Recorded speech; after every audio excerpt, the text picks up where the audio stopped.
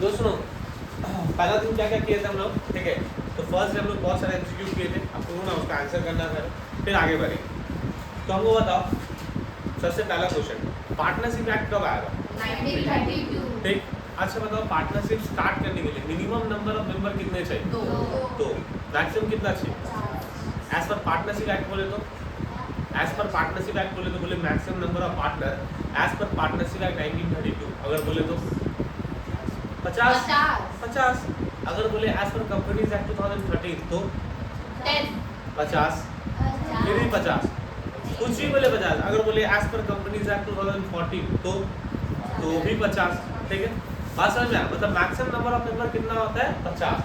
लेकिन अब हमको बताओ, अगर तुमसे क्वेश्चन करता है बताओ maximum number of partner in case of banking business, तो कितना होगा? 10। अगर बोले maximum number of partner in case of non banking business तो 20। लेकिन अगर बोले minimum number of member in case of banking business तो अगर बोले minimum number of member in case of non banking business तो भी 2। मतलब क्लियर है, सिंपल सा चीज़ है कि कोई भी फॉर्म ऑफ बिजनेस हो और अगर बोले पार्टनरशिप में मिनिमम नंबर कितना होगा तो मिनिमम कितना होगा? 2 होगा। और मैक्सिमम कितना होगा? तो मैक्सिमम डिपेंड करता है कौन सा business, general business, banking business या नॉन बैंकिंग बिजनेस। अगर जनरल बिजनेस है तो 50, अगर बैंकिंग है तो 10, अगर नॉन बैंकिंग है तो 20। बात समझ में? फिर नेक्स्ट क्वेश्चन आता है, अच्छा तुम लोग बताओ हमको कि पार्टनरशिप क्या पार्टनरशिप बिजनेस जो है ना वो कैसा बिजनेस है? मतलब लॉफुल बिजनेस है या फिर अनलॉफुल बिजनेस? लीगल या इलीगल? लीगल। अच्छा बताओ तो पार्टनरशिप करने के लिए क्या होना चाहिए? म्यूचुअल कंसेंट, म्यूचुअल अंडरस्टैंडिंग या फिर म्यूचुअल एजेंसी, क्या होना चाहिए? All of the above. All of the above. अच्छा बताओ तो पार्टनरशिप को कौन से सेक्शंस के तहत सेक्शन 4। बात समझ में आ गया? अच्छा बताओ तो पार्टनरशिप ना कैसा रिलेशन है, बिजनेस या सोशल? बिजनेस। अच्छा नेक्स्ट क्वेश्चन आता है कि बताओ हमको कि कौन कौन पार्टनर नहीं बन सकता, who can not be a partner? 3 नाम बताओ, 3। हाँ बताओ बताओ। माइनर, बोलो। ड्रंकन और माइनर ड्रंकन जो इंडिया का नाम हो, इंडिया का नहीं ऐसा नहीं बोलते, जो इंडिया का दुश्मन, ठीक है। जैसे एलियन एनिमी। अगर हम इन शॉर्ट बोले तुम लोगों को बताया थे कि याद रखना है तो शॉर्ट में 3 नाम बताए थे, याद कैसे रखेंगे? पागल, बच्चा, आतंकवादी। पागल मतलब क्या होता है? Unsound mind. फिर अनसाउंड माइंड मतलब क्या होता है? जो एज से मेच्योर है लेकिन मेंटली मेच्योर नहीं है। और उसमें भी बहुत सारा क्राइटेरिया था, मतलब बहुत सारा ऑप्शन था अनसाउंड माइंड का। जैसे मान लो इडियट का बात किए थे, जिसका बेसिक कॉमन सेंस नहीं होता है, ठीक है। फिर दूसरा उसमें आता था लुनेटिक, कोई भी चीज़ ओवर नहीं होना चाहिए। याद है बोले थे कि हद से ज़्यादा प्यार भी अच्छा नहीं होता, लुनेटिक। फिर उसमें क्या आता था लुनेटिक के बाद तुम्हारा जैसे ड्रंकन आ गया, ड्रंकन भी आ गया ना, मतलब पीने के बाद जैसे बोले थे ना कि हर आदमी को लगता है कि वही ताजमहल बनाया है, तो ये सब अनसाउंड माइंड में आ गया। लेकिन फिर उसके बाद माइनर मतलब तो बताया ही नहीं, बच्चा मतलब बिलो 18। फिर क्या था? Person disqualified by law. Person disqualified by law में क्या क्या आता था? एलियन एनिमीज आता था, इंसॉल्वेंट पर्सन आता था, याद है, कन्विक्ट आता था। तो ये सब क्या था? इन लोगों को हम लोग पार्टनर नहीं बना सकते, ठीक है। तो तुम आप फिर क्वेश्चन आता है can a minor be a partner? क्या माइनर को पार्टनर बना सकते हैं? तो आंसर यस भी हो सकता है, नो भी हो सकता है। पहले तो नो, लेकिन यस हो सकता है only for profit, not for loss. बात समझ में आए? फिर नेक्स्ट क्वेश्चन आता है कि अच्छा तुम हमको बताओ कि can drunken be a partner? बना सकते हो उसको? नहीं बना सकते। तो लास्ट क्लास इतने ही किए थे क्या? इससे आगे भी किए थे? इससे आगे क्या क्या किए थे? अच्छा फिर क्वेश्चन आता है कि अच्छा बताओ हमको तो कि पार्टनरशिप एक्ट कहाँ कहाँ एप्लीकेबल होता है? इंडिया में पूरा ऑल ओवर इंडिया, या फिर all over India excluding Jammu and Kashmir? All over India including Jammu and Kashmir. बात समझ में? अब जो है अब वो इंडिया का पूरा ऑल ओवर हर एक स्टेट में, हर एक यूनियन टेरिटरीज में भी एप्लीकेबल होता है। पहले क्या होता था? जम्मू एंड कश्मीर में एप्लीकेबल नहीं होता था, लेकिन अब हर जगह अप्लाई होता है। चाहे कोई भी लॉ हो, कुछ भी हो, वो जम्मू एंड कश्मीर में भी अप्लाई होगा, क्योंकि आर्टिकल 370 हटने के बाद, ठीक है, बताए थे। इसके बाद ना नेक्स्ट टॉपिक आता है। अच्छा एक बात होगा, अब यहाँ तक खत्म, अब नेक्स्ट आज का क्लास से बढ़ते हैं। जैसे हम लोग लिखते थे ना, अगर मान लो हम लोग हर जैसे अकाउंट्स में क्लास 11 में सम्स करते थे, तो हर चैप्टर में ना क्या लिखते थे? बनाने से पहले इन द बुक्स ऑफ लिखते थे, करेक्ट। अब अगर मान लो 3 पार्टनर है, मुस्कान, सोनी, प्रियंका, ठीक है, तो हम in the books of Soni, Priyanka, Muskan, 3 लिखेंगे। तीनों का अगर पार्टनरशिप बिजनेस करें तो हम तीनों लिख सकते हैं या फिर तीनों को साथ में जोड़ के लिख सकते हैं। तो तीनों को साथ में जोड़ के कैसे लिखेंगे? तो याद रखना कि पार्टनर्स को अलग अलग इंडिविजुअली तो तुम नाम से पुकार रहे हैं, लेकिन साथ में उन लोगों को क्या बोलते हैं? उन लोगों को साथ में बोलते हैं फर्म। याद रखना, जैसे बोलते हैं ना पार्टनरशिप फर्म, तो फर्म का मतलब क्या होता है? तो फर्म का मतलब होता है partners are collectively known as firm, मतलब पार्टनर्स को साथ में हम लोग क्या बोलते हैं? फर्म। तो लिखो पॉइंट नंबर 1 आज का। स्पेस छोड़ देना, लास्ट क्लास वाला जो था पीडीएफ में देख लेना, ठीक है। लिखो पहला पॉइंट नंबर 1 लिखो, पार्टनर्स आर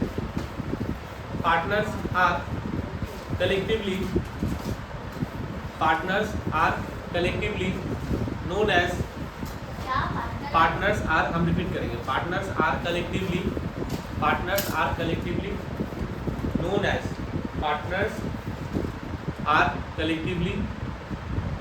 as फर्म, ठीक है, हो गया। एक बार फिर रिपीट कर दे, ठीक है। पार्टनर्स आर कलेक्टिवली, स्पेलिंग नहीं आता क्या? लिखो COLLECTIVELY,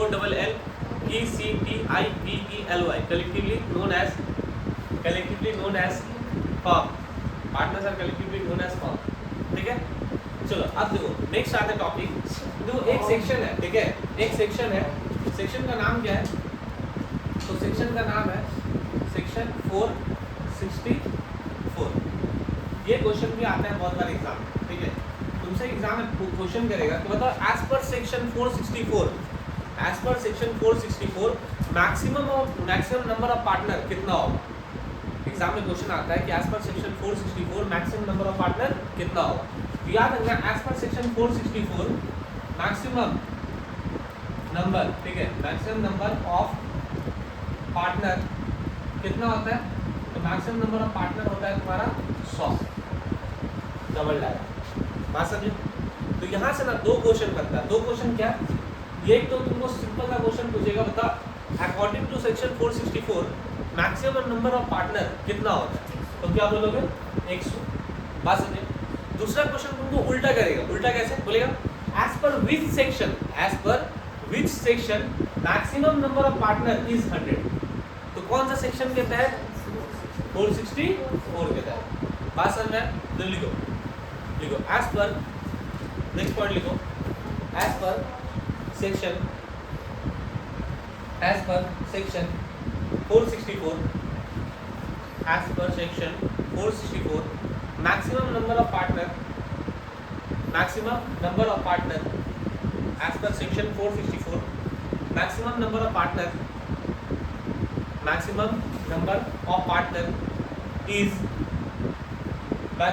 पार्टनर इज 100, ठीक है। तो एग्जाम में तुमसे क्वेश्चन क्या करेगा? सबसे पहला क्वेश्चन कि partners are collectively known as dash, क्या बोलोगे? Firm. Partners are collectively known as क्या? फर्म। दूसरा क्वेश्चन करेगा, बताओ according to which section maximum number of partner are 100? 464। और अगर क्वेश्चन किया कि according to section 464 maximum number of partner कितना हो? तो क्या बोले? 100, बात समझ में? अब आते हैं नेक्स्ट टॉपिक। अच्छा याद होगा तुम लोगों को कि लास्ट जो हम लोग 11 में किए थे, तो एक चैप्टर किए थे जिसका नाम था फाइनल अकाउंट, ठीक। हम बोले भी थे कि फाइनल अकाउंट बहुत इंपॉर्टेंट होता है, ठीक है, एज सिर्फ सिलेबस के पॉइंट ऑफ व्यू से नहीं, डेली लाइफ में भी अगर बोलोगे।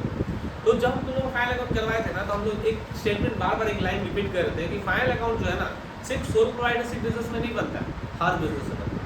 बिजनेस का कोई भी फॉर्म हो, चाहे वो सोल प्रोवाइडरशिप हो, चाहे वो पार्टनरशिप हो, चाहे वो कोऑपरेटिव सोसाइटीज हो, चाहे वो जॉइंट स्टॉक कंपनी हो, चाहे एचयूएफ हो, हर बिजनेस में तुम्हारा फाइनल अकाउंट बनता है, ठीक है, हर बिजनेस में फाइनल अकाउंट बनता है। तो जब हम लोग फाइनल अकाउंट बनाना सीखे थे ना, तो देखो फाइनल अकाउंट जब बनाना सीखे थे तो उसमें ना हम लोग कुछ टॉपिक्स सीखे थे। टॉपिक्स क्या क्या था? तो टॉपिक्स 3 टॉपिक्स हम लोग उसमें सीखे थे। जैसे एक सीखे थे हम लोग क्या? ट्रेडिंग अकाउंट बनाना। दूसरा क्या सीखे थे? प्रॉफिट एंड लॉस अकाउंट बनाना। और तीसरा सीखे थे बैलेंस शीट को बनाना, ठीक। लेकिन हम लोग जब 11 में फाइनल अकाउंट किए थे ना, तो हम लोग कौन सा बिजनेस का फॉर्म का किए थे? ये बता सकते हो? सोल्स प्रोवाइडरशिप का। मतलब जो हम लोग 11 में जो फाइनल अकाउंट बनाए थे, तो ये कौन से फॉर्म ऑफ बिजनेस का बनाए थे? सोल्स प्रोप्राइटरशिप बिजनेस का बनाए थे, ठीक। अभी हम लोग क्या पढ़ रहे हैं? पार्टनरशिप पढ़ रहे हैं। हम बोले थे ना कि हर बिजनेस का फॉर्म में फाइनल अकाउंट आता है, मतलब पार्टनरशिप में ही फाइनल अकाउंट आता होगा, तो पार्टनरशिप में भी फाइनल अकाउंट आता है, पार्टनरशिप में ही फाइनल अकाउंट बनता है। तो याद रखना जब हम लोग फाइनल अकाउंट बनाते हैं, ठीक है, सही से सुनो, जब हम लोग फाइनल अकाउंट बनाते हैं पार्टनरशिप का केस में, तो यहाँ पे कितना चीज़ बनता है, यहाँ पे कितने अकाउंट्स बनते हैं, तो यहाँ पे टोटल 4 अकाउंट बनते हैं। अगर तुम पार्टनरशिप करते हो तो पार्टनरशिप का केस में फाइनल अकाउंट जब बनेगा ना, तो उस केस में टोटल 4 अकाउंट बनता है। 4 अकाउंट क्या क्या बनता है? सबसे पहला अकाउंट बनता है ट्रेडिंग अकाउंट, दूसरा अकाउंट बनता है प्रॉफिट एंड लॉस अकाउंट, और तीसरा तुम लोगों को लास्ट वाला पता ही है कि बैलेंस शीट बनता है। लेकिन यहाँ पे ना बीच में एक और अकाउंट बनता है, तो 3 तो कॉमन हो गया, ट्रेडिंग पीएल बैलेंस शीट हम लोग ऑलरेडी की। लेकिन पार्टनरशिप का केस में एक और एक्स्ट्रा अकाउंट बनता है जिसका नाम क्या होता है पता है? जिसका नाम होता है profit and loss appropriation, profit and loss appropriation account. बात समझे? तो टोटल फाइनल अकाउंट में अगर पार्टनरशिप का फाइनल अकाउंट में कितना स्टेटमेंट्स बनता है, मतलब कितने बुक्स ऑफ अकाउंट्स बनते हैं, कितना अकाउंट्स प्रिपेयर होता है? तो 4, एक ट्रेडिंग, एक पीएल और एक profit and loss appropriation account और एक बैलेंस शीट। फिर क्वेश्चन आता है ना, अच्छा भैया एक बात है, ट्रेडिंग हम लोग किस लिए बनाते थे? याद होगा, ट्रेडिंग हम लोग बनाते थे 2 चीज़ निकालने के लिए, या तो ग्रॉस प्रॉफिट या तो ग्रॉस लॉस निकालने के लिए। प्रॉफिट एंड लॉस हम लोग किस लिए बनाते थे? वही 2 चीज़, या तो नेट प्रॉफिट या तो नेट लॉस। मतलब ट्रेडिंग या तो ग्रॉस प्रॉफिट या तो ग्रॉस लॉस, या तो पीएल या तो नेट प्रॉफिट या तो नेट लॉस। बैलेंस शीट का मतलब तो होता था कि जो फाइनेंशियल पोजीशन को शो करता है, यही सीखे थे ना, फाइनेंशियल पोजीशन को कौन शो करता है? बैलेंस शीट शो करता है। तो फिर ये जो है पीएल एप्रोप्रिएशन, ये पीएल एप्रोप्रिएशन का काम क्या है, ये क्या करता है? ठीक है, तो देखो बताते हैं पीएल एप्रोप्रिएशन का काम क्या है। तो टॉपिक क्या है? प्रॉफिट एंड लॉस,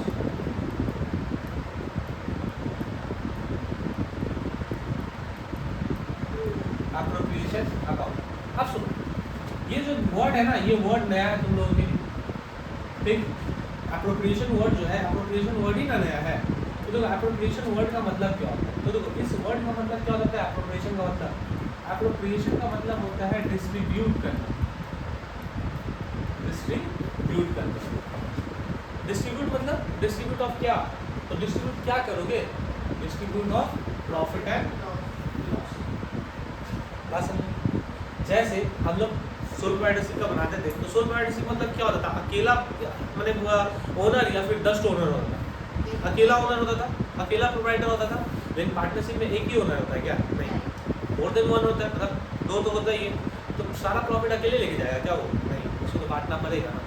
जैसे सोल प्रोप्राइटरशिप में क्या होता है कि ओनर खुद घर लेके चले जाते हैं, क्योंकि किसी के साथ बांटना तो है नहीं, जो है खुद का है।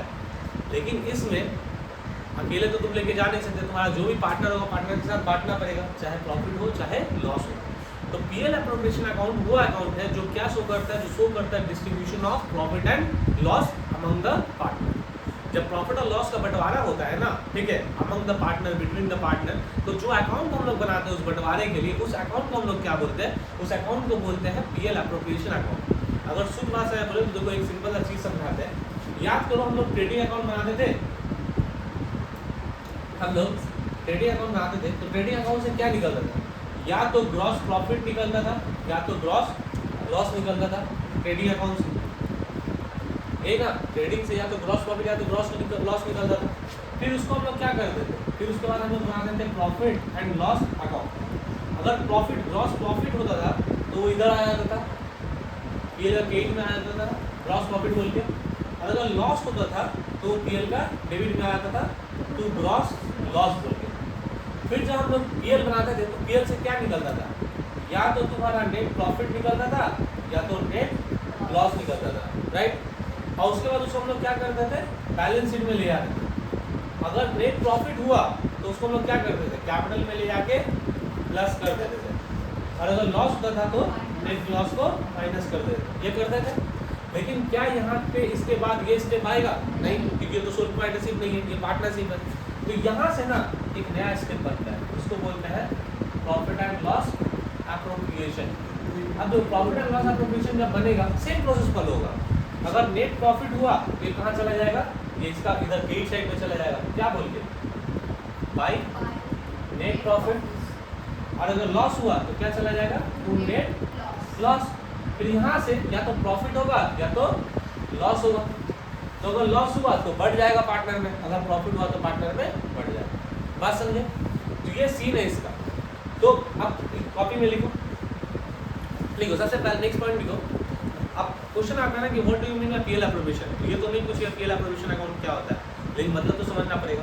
तो सबसे पहले एक चीज़ लिखो कि तुमसे ना एग्जाम में क्वेश्चन पूछता है कि अच्छा बताओ पीएल एप्रोप्रिएशन अकाउंट जो है ना वो कौन सा अकाउंट है, रियल अकाउंट है, पर्सनल अकाउंट है, नॉमिनल अकाउंट है या नन ऑफ द अबाव। तो नॉमिनल अकाउंट तो याद करो, हम दोनों 11 में पढ़ाए थे, क्या बताए थे कि रियल अकाउंट मतलब क्या होता है, रिलेटेड टू एसेट्स। जब एसेट्स का बात करेंगे तो रियल अकाउंट, जब पर्सन का बात करेंगे तो पर्सनल अकाउंट, लेकिन जब हम एक्सपेंस, लॉस, इनकम, गेन का बात करेंगे तो नॉमिनल अकाउंट। और इसका तो वर्ड में ही छुपा हुआ है प्रॉफिट लॉस, तो मतलब कौन सा हो गया, नॉमिनल अकाउंट। तो सबसे पहले लिखो it is a nominal account. Point number 3, it is a nominal account. Heading देना पीएल एप्रोप्रिएशन बोल के, उसमें लिखना it is a nominal account. तो फिर पता कैसे चलेगा कि कौन से किसका बारे में बात कर रहे हो। या फिर ब्रैकेट में लिख लो PL appropriation, it is a nominal account, it is a nominal account. लिख लिए। नेक्स्ट बोले आप, नेक्स्ट पॉइंट लिखो the account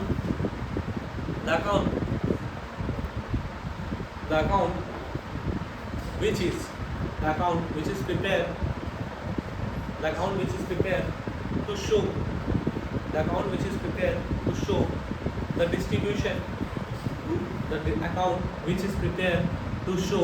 the distribution of net profit or net loss among the partner, और net loss, फिर से रिपीट करेंगे हम, और net loss among the partner is called profit and loss appropriation account। फिर से रिपीट करें, the account which is prepared to show the distribution of net profit or net loss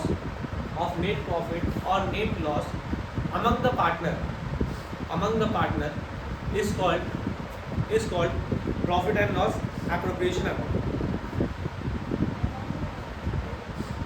Among the partner is called profit and loss appropriation account।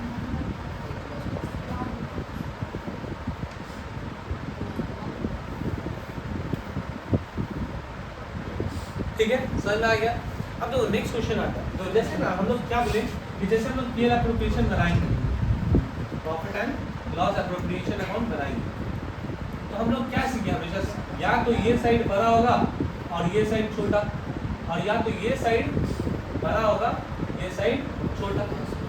ठीक है, अगर मान लो credit side, ये तो credit side है ना, अगर क्रेडिट साइड तुम्हारा बड़ा है और डेबिट साइड छोटा, तो क्या होगा, प्रॉफिट होगा। तो उसको ना बहुत कोई क्या बोल के लिखता है पता है, उसको बहुत कोई लिखता है डिविजिबल प्रॉफिट बोल के। ठीक है, डिविजिबल प्रॉफिट बोल के, और बहुत कोई उसको डिस्ट्रीब्यूटेबल प्रॉफिट बोल के भी लिखता है। बहुत कोई डिविजिबल प्रॉफिट को डिस्ट्रीब्यूटेबल प्रॉफिट बोल के भी लिखता है। ठीक है, अब बहुत कोई पार्टनर्स कैपिटल बोल के भी लिखता है। क्या हम लिखेंगे क्या नहीं लिखेंगे बात कर रहा है, हम बाद में बता दें।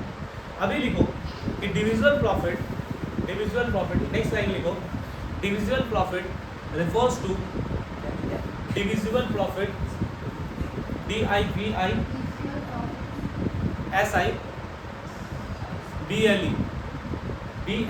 divisible profit refers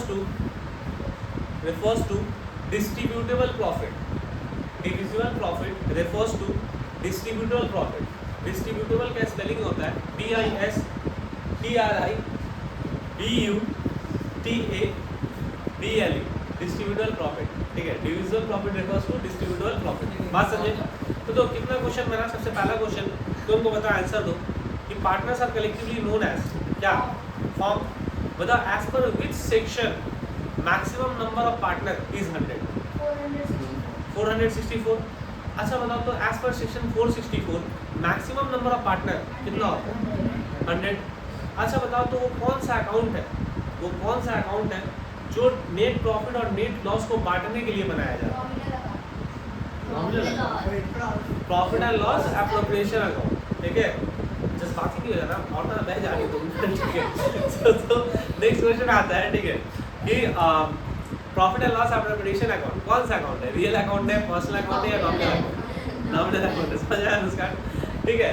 next question आता है, अच्छा divisible profit refers to which profit? Net profit, distributable profit, distributable profit, बात समझ में? फिर नेक्स्ट क्वेश्चन आता है, देखो नेक्स्ट क्वेश्चन क्या आता है। अच्छा एक बात बताओ, सिंपल सा चीज, अगर हम लोग पार्टनरशिप में ना, पार्टनरशिप में अगर फाइनल अकाउंट बनाते हैं तो सबसे पहले क्या बनता है? सबसे पहले बनता है ट्रेडिंग अकाउंट, अभी बताया था। उसके बाद क्या बनता है? उसके बाद बनता है प्रॉफिट एंड लॉस अकाउंट। उसके बाद क्या बनता है? Profit and loss appropriation account. और उसके बाद बनता है बैलेंस शीट। अब देखो ये चार चीज समझ में आया। अब यहाँ से दो क्वेश्चन निकला। दो क्वेश्चन कैसे निकला? तुमसे एग्जाम में पूछेगा, अच्छा बताओ after which account profit and loss appropriation account is prepared?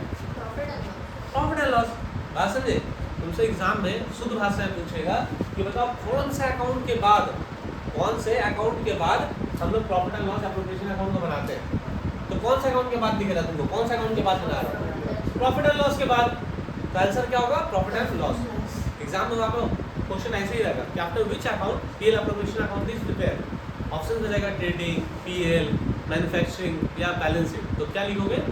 Profit and loss, ठीक। फिर ऐसे क्वेश्चन पूछेगा, बताओ आफ्टर विच अकाउंट भी बोल सकते हैं, बोलते हैं तो स्टेटमेंट भी बोलते हैं। आफ्टर विच स्टेटमेंट और after which account, sorry before बोलेगा तुमसे, बिफोर, सॉरी माय मिस्टेक, ठीक है। तुमसे ऐसे भी क्वेश्चन पूछ सकता है कि बिफोर विच अकाउंट भी बोलता है, बहुत टाइम स्टेटमेंट बोलता है। बेसिकली बैलेंस शीट तो अकाउंट नहीं है, वो क्या स्टेटमेंट है। लेकिन बहुत जगह पे एमसीक्यू में ना हम देखते हैं कि वर्ड यूज किया हुआ अकाउंट्स, ठीक है। तो तुमसे एग्जाम में क्वेश्चन करेगा, बताओ बिफोर विच अकाउंट और before which statement PL appropriation account is prepared? किससे पहले बनता है? किससे पहले बनता है? तो बैलेंस शीट से पहले। याद रखना, ये पहले और बाद का बाद में कंफ्यूज मत होना, ठीक है। क्या बोले? अगर तुमसे एग्जाम में पूछे कि आफ्टर विच अकाउंट कौन से अकाउंट के बाद पीएल एप्रोप्रिएशन अकाउंट बनाया जाता है? Profit and loss. अगर तुमसे पूछे बिफोर किसका? बैलेंस शीट का। तो after PL, before balance sheet. बात समझे? लिखो नेक्स्ट पॉइंट लिखो। After profit and loss account, after profit and loss account PL appropriation account is prepared. After profit and loss account PL appropriation account is prepared, ठीक है। PL appropriation account is prepared, ठीक है। Next लिखो, हो गया after profit and loss account PL appropriation account is prepared. After profit and loss account PL appropriation account is prepared, ठीक है। Next लिखो पीएल एप्रोप्रिएशन अकाउंट। नेक्स्ट लिखो PL appropriation account is prepare. PL appropriation account is prepare before PL appropriation account is prepare before preparation of balance sheet. एक बार list करके PL appropriation account is prepared before preparation of balance sheet, ठीक है। PL appropriation account is prepared before preparation of balance sheet। बात समझ में? अब next question आता है ना कि अच्छा देखिए, कोई भी अकाउंट हम लोग जब सीखते थे, चाहे ट्रेडिंग सीखे, चाहे प्रॉफिट एंड लॉस सीखे, सबका एक पर्टिकुलर फॉर्मेट होता था। बैलेंस शीट का एक पर्टिकुलर फॉर्मेट होता था। तो वैसे PL appropriation account का भी कोई ना कोई पर्टिकुलर फॉर्मेट होगा ना, इसका भी कोई ना कोई पर्टिकुलर फॉर्मेट होगा। तो देखो profit and loss appropriation account का फॉर्मेट होता है, सही से देखना, क्योंकि ये फॉर्मेट से ना बहुत क्वेश्चन आ रहे हैं, ठीक है। तो फॉर्मेट सही से देखना। देखो हम शॉर्ट में बना रहे हैं। अब तुम यहाँ पे अमाउंट करना तुम्हारा मन, तुम दो कॉलम बनाना चाहो तो दो कॉलम बना सकते हो, ठीक है। अगर तुम एक कॉलम में ही तुम्हारा काम हो जाता है तो तुम एक कॉलम में निपटा सकते हो, जो तुम्हारे ऊपर डिपेंड है। पता ही है कि एक कॉलम को क्या बोलते हैं? एक कॉलम को बोलते हैं इनर कॉलम, दूसरा कॉलम को क्या बोलते हैं? दूसरा कॉलम को आउटर कॉलम बोलते हैं, ठीक। तो नेक्स्ट यहाँ पे क्या आता है? पर्टिकुलर्स। यहाँ पे क्या लिखते हैं? अमाउंट। बहुत कोई यहाँ पे अमाउंट भी लिखता है और बहुत कोई रुपीज भी लिखता है।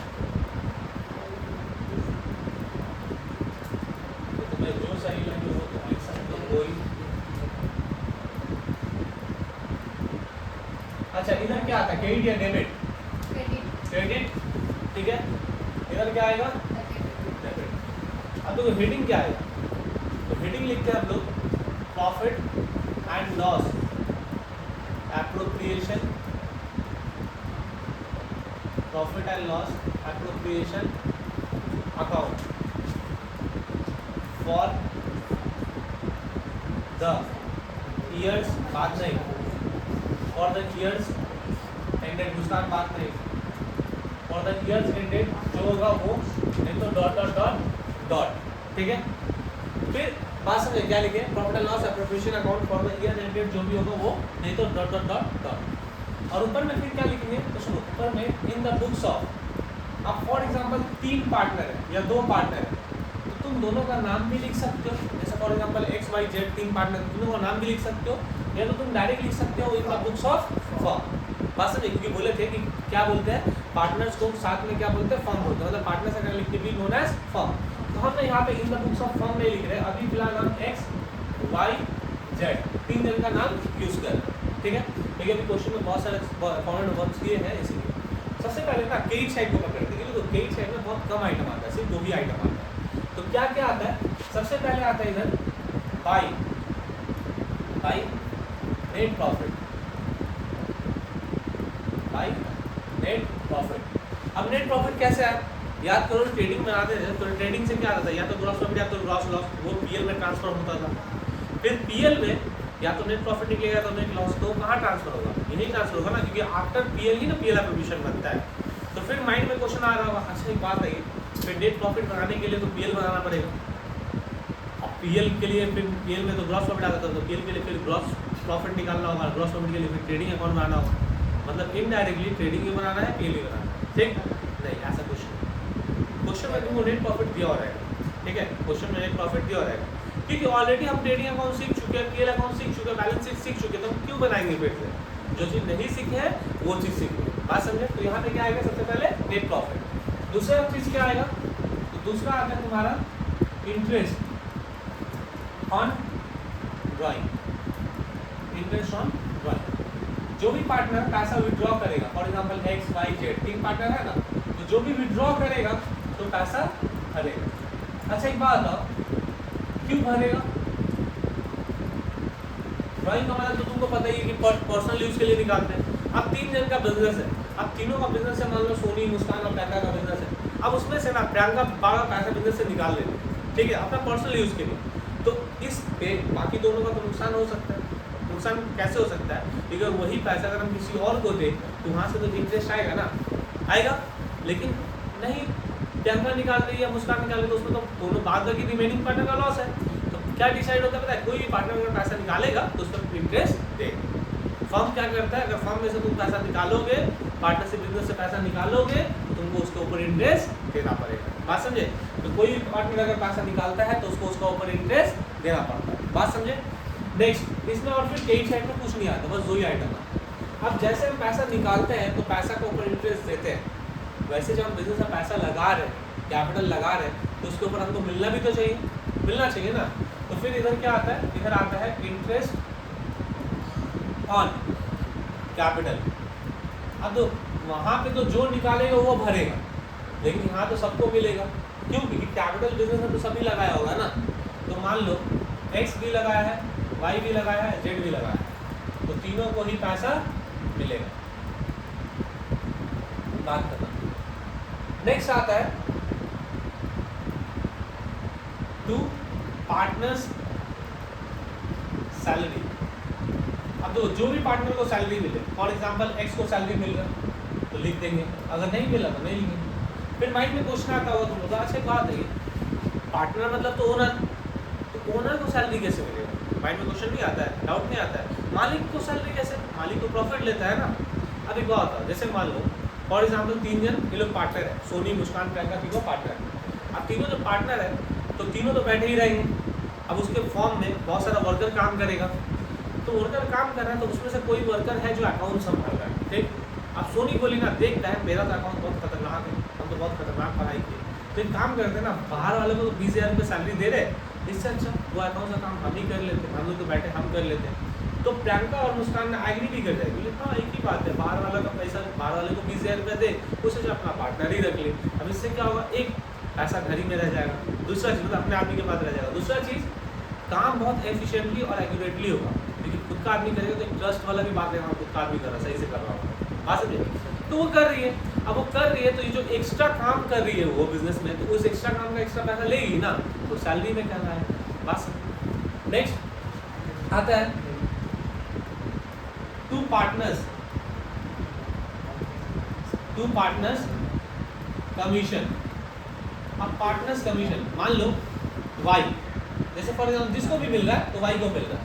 अब जैसे प्रियंका बोली ना, पता है हम चाहे ना 2 मिनट में सारा सामान बेचवा, तो मुस्कान बोलेगी, सोनी बोलेगी बेचवा दे, तो इसमें मेरा क्या फ़ायदा है, फ़ायदा तो सबका है।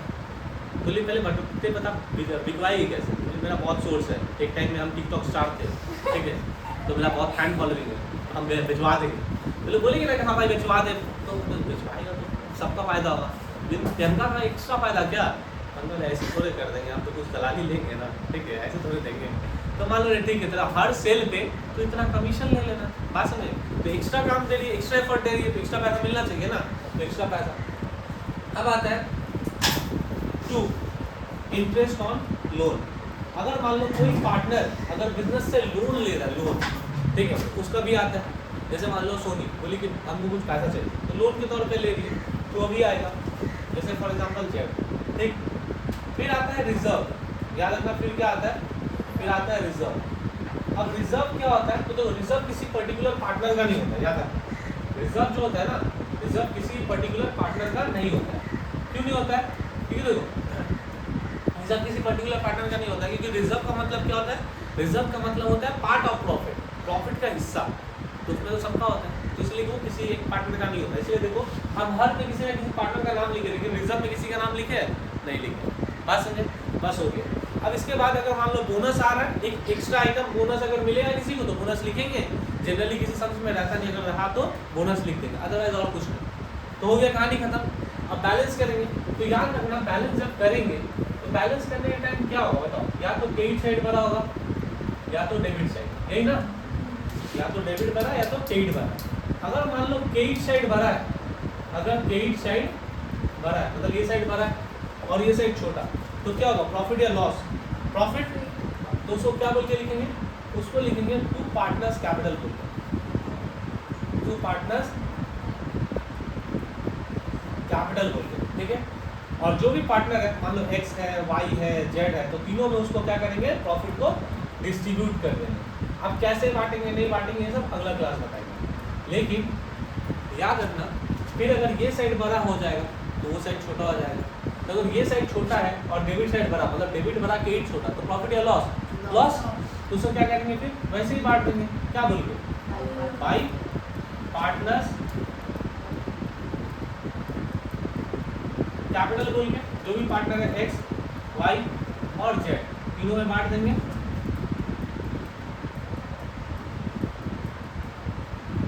तीनों में डिस्ट्रीब्यूट कर देंगे। लेकिन अभी कुछ क्वेश्चन बता रहे, जैसे ना देखना बहुत टाइम ना तुम बुक्स में या फिर बहुत जगह पे यहाँ पार्टनर्स कैपिटल ना लिख के डिविजुअल प्रॉफिट लिखा होगा या डिस्ट्रीब्यूटेबल प्रॉफिट लिखा होगा, तो आप पार्टनर्स कैपिटल क्यों लिखो, देखो तर्क।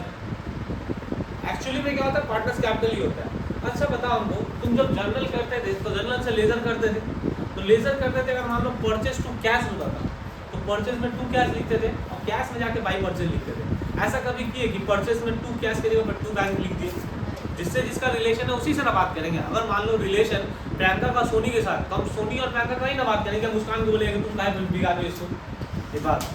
तो जिसका जिसके साथ रिलेशन रहेगा उसी ना बात करेंगे, तो इसका रिलेशन होता है आगे चल, इसीलिए यही लिखा आता है। मतलब अगर एक्चुअली सही बोलो तो सही यही होता है, डिविजन प्रॉफिट डिस्ट्रीब्यूटेड प्रॉफिट गलत होता है, ठीक है। क्यों गलत होता है ये नेक्स्ट क्लास बताएंगे, बात समझे।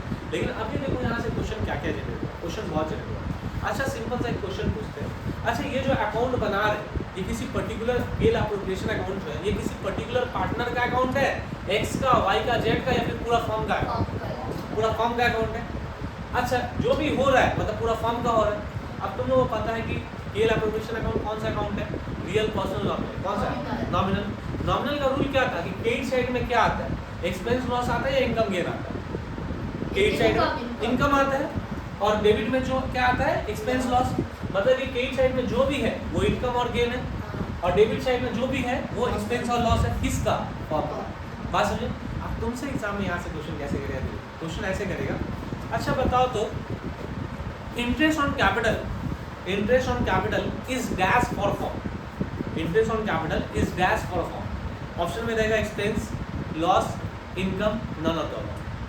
तो इंटरेस्ट ऑन कैपिटल क्या हो गया फर्म के लिए? एक्सपेंस, क्योंकि डेबिट साइड में। बात समझे? मतलब डेबिट साइड में जो भी है वो फर्म के लिए क्या हो गया? एक्सपेंस, और क्रेडिट साइड में जो भी है वो क्या हो गया? इनकम। एग्जाम में तुमसे ऐसे क्वेश्चन करेगा कि बताओ पार्टनर सैलरी या फिर salary given to X is dash for firm, तो क्या बोलेगा? एक्सपेंस या इनकम? एक्सपेंस। अच्छा partner bonus is dash for firm, तो क्या होगा? एक्सपेंस। अच्छा interest on loan is dash for firm, expense. बात समझे?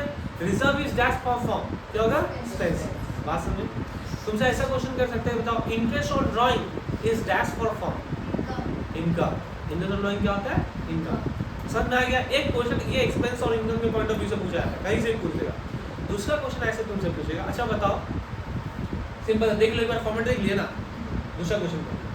अच्छा बताओ तो interest on capital comes under, interest सही से सुनना, interest on capital comes under which side of PL appropriation account? कौन से साइड में आता है? डेबिट साइड में या credit side? Debit.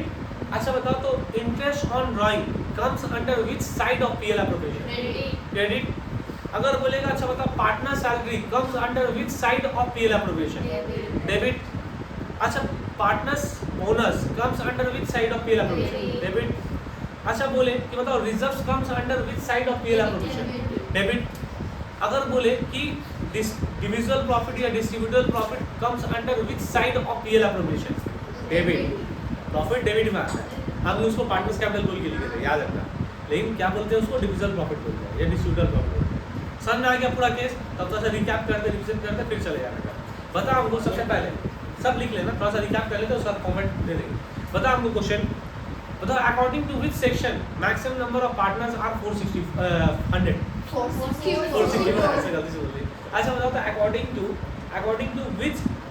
According to section 464 maximum number of partner are कितना? 100। अच्छा पार्टनर्स को साथ में क्या बोला जाता है? फर्म। अच्छा बताओ वो कौन सा अकाउंट है जो हम लोग नेट प्रॉफिट और नेट लॉस को बांटने के लिए बनाते हैं? Appropriation account. अच्छा बताओ तो after which account PL appropriation account is prepared? After which account PL appropriation profit and loss, और बिफोर अगर बोले तो बैलेंस शीट। ठीक। अगर तुमसे हम क्वेश्चन पूछे कि interest on capital is dash for firm, क्या होगा? एक्सपेंस, लॉस या फिर none of the above? Expense, loss, income, none of the above. हम बोले फिर से कि interest on capital is dash for firm, expense, income, none of the above. Expense, तीन ही ऑप्शन दे रहे। अच्छा बताओ इंटरेस्ट ऑन ड्राइंग क्या होता है? एक्सपेंस या इनकम? पार्टनर सैलरी क्या होता है? एक्सपेंस या इनकम? एक्सपेंस। अच्छा बताओ तो इंटरेस्ट ऑन ड्राइंग क्या होता है? इनकम या एक्सपेंस? तो याद है ना, इनकम। ठीक है, इनकम। बात समझ में? फिर नेक्स्ट क्वेश्चन ऐसे पूछते हैं कि बताओ interest on capital comes under which side of PL appropriation? Debit या credit? Debit. Interest on capital कहाँ आता है? डेबिट में आता है। अच्छा इंटरेस्ट ऑन ड्राइंग किधर आता है? डेबिट या क्रेडिट? बात समझ में आ गया? तो पूरा रिवीजन करके आना नेक्स्ट क्लास, फिर इसका सम्स करेंगे, आगे कंटिन्यू करेंगे। ठीक है, चलो हम फॉर्मेट दे दे रहे हैं, फॉर्मेट ले लो, फॉर्मेट अगर किसी को भेज दे।